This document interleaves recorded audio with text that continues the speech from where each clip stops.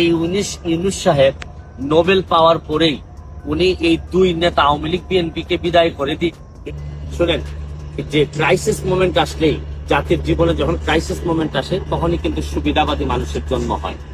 আমি যে কথাটা আপনাদেরকে বলতেছি যে ডক্টর মোহাম্মদ ইউনূস সাহেব ভালো মানুষ, তাকে বিচারিক ঝামেলা করা হচ্ছে, ওই সময় কোনোদিন তার বিবেক জাগ্রত হয় নাই।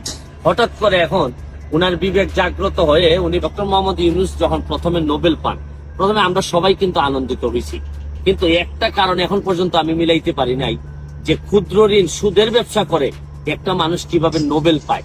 এবং আপনি আরেকটা জিনিস বাংলাদেশের বিবেচনায় আপনাদেরকে বলতে চাই, ক্ষুদ্র ঋণের ব্যবসা করে ব্যবসাতে ঋণ নিয়ে কেউ বৃহৎ হয়েছে আমার জানা নাই, অথচ ডক্টর মোহাম্মদ ইউনূসের মতো লোকরা ক্ষুদ্র ঋণের ব্যবসা করে এত বড় হয়ে গেছেন যে হিলারি ক্লিন্টনের মতো লোকের নির্বাচনী প্রচারণায় তারা টাকা পর্যন্ত তারা ব্যয় করতেছেন বাংলাদেশে থেকে।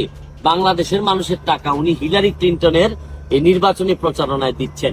বিশ্ব নেতা নাকি বলছেন যে ইউনূস সাহেবের বিরুদ্ধে যে মামলা, এই মামলা স্থগিত করতে হবে।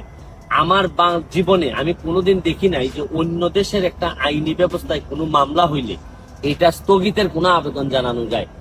এই দুঃসময়ে এখন যে সময়টা ক্রাইসিস মোমেন্ট, এই সময় আওয়ামী লীগের মধ্যেই আমি আওয়ামী লীগের যারা আছেন সবাইকে দাবি করব যে যার খুলস থেকে বেরোয় আসেন।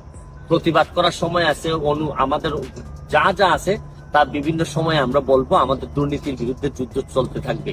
কিন্তু এখন মনে রাখবেন যে জননেত্রী শেখ হাসিনা, আমি বারবার বলছি যে উনি যদি না থাকেন তাহলে আমাদের মতো মানুষের প্রতিবাদ করার সাহসও থাকবে না, কারণ উনি বঙ্গবন্ধু কন্যা বলেই আজকে আমাদের এরকম প্রতিবাদ করার সাহস আমরা পাচ্ছি।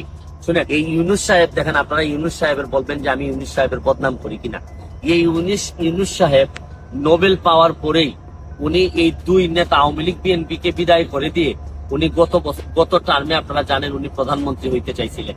এইবারও উনি ষড়যন্ত্র করে আবারও উনি প্রধানমন্ত্রী হইতে চান।